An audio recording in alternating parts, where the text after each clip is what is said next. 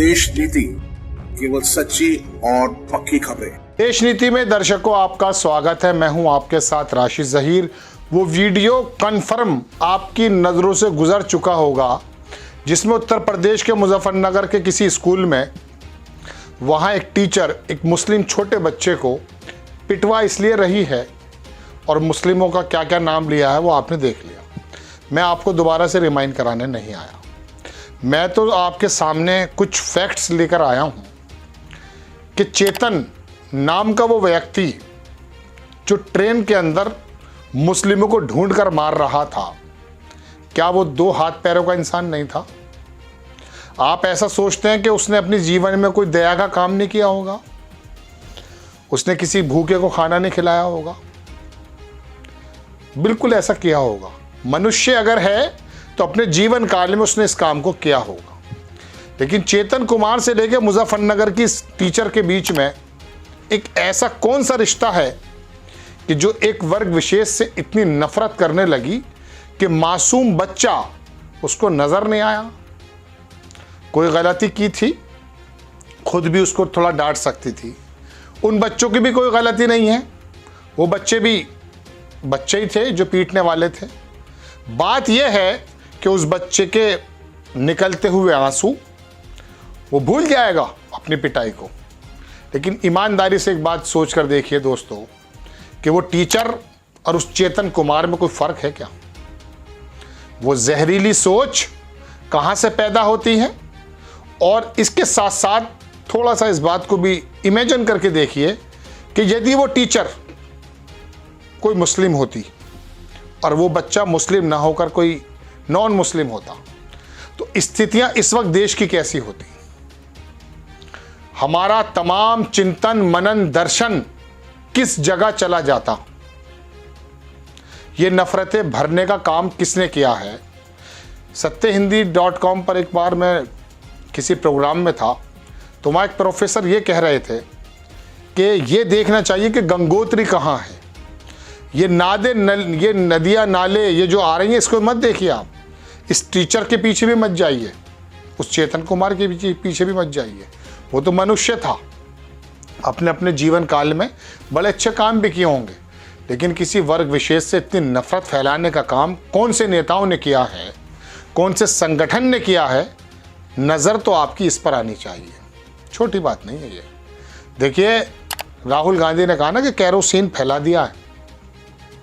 इस बात पर सोचिए, नफरत का केरोसिन जब आप किसी वर्ग विशेष के खिलाफ फैला देंगे ना, चाहे वो मणिपुर में कुकी समाज हो या नॉर्थ इंडिया के अंदर मुस्लिम समाज हो, तो फिर होगा यूं कि पुलिस और आर्मी और जो फोर्सेस हैं ये लॉ एंड ऑर्डर को मेंटेन करने की कोशिश भी अगर करें तो इनसे होगा नहीं।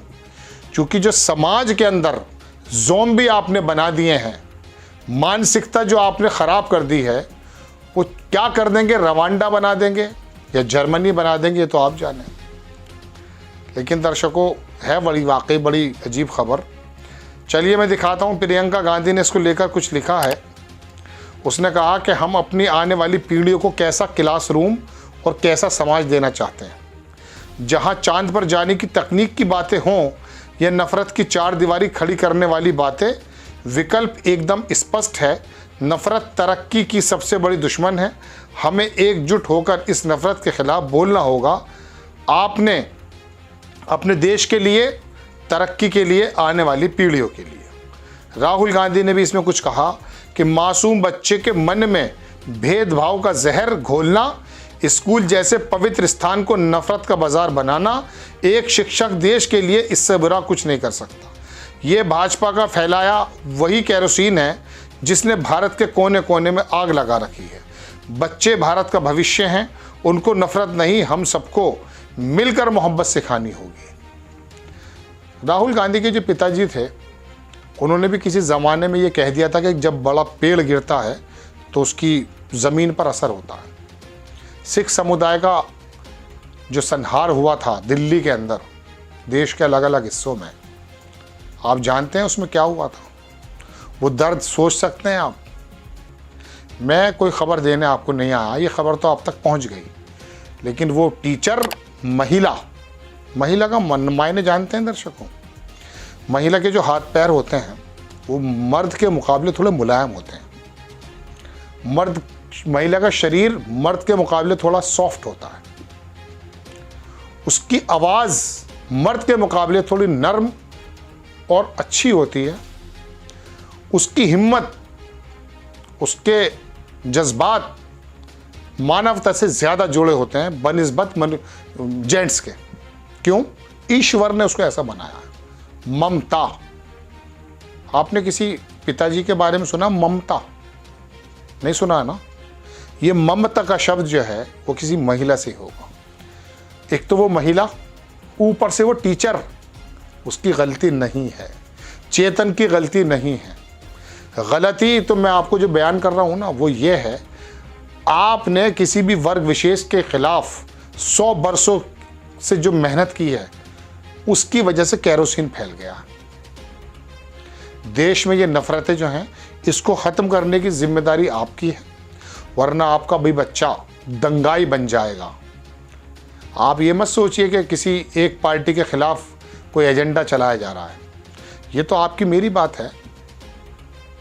जब आपका मन किसी जानवर के बच्चे के लिए भी होता है ना, गाड़ी के नीचे आ जाए, तकलीफ़ तो होती है ना।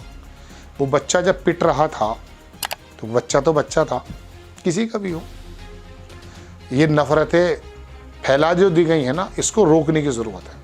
ये तमाम खबर आपके सामने आ चुकी होगी। मैं वो वीडियो लगा करके फिर दोबारा नक्शेबाजी खींचना नहीं चाहता। मैं तो सिर्फ ये बताना चाहता था दर्शकों, आवाज़ में वाकई जान भी नहीं है। मैं तो सिर्फ ये बताना चाहता था आपको कि ये महिला और वो चेतन और ये बाकी लोगों में जो नफ़रत है ना, ये नफ़रतें पहले नहीं थी। मैं अपने दर्जनों एपिसोड में ये बात कह चुका हूँ कि देश के अंदर जब भी कोई विपदा आई है उसको दूर करने के लिए, लोगों को आसानी पैदा करने के लिए हिंदू वर्ग बड़े भाई की तरह सामने आया। मैं अस्पतालों की एग्जाम्पल देता हूँ, धर्मशालाओं का एग्जाम्पल देता हूँ, पियाओं का एग्जाम्पल देता हूँ। सब में ज़्यादातर 99.99% हिंदू समाज आ गए।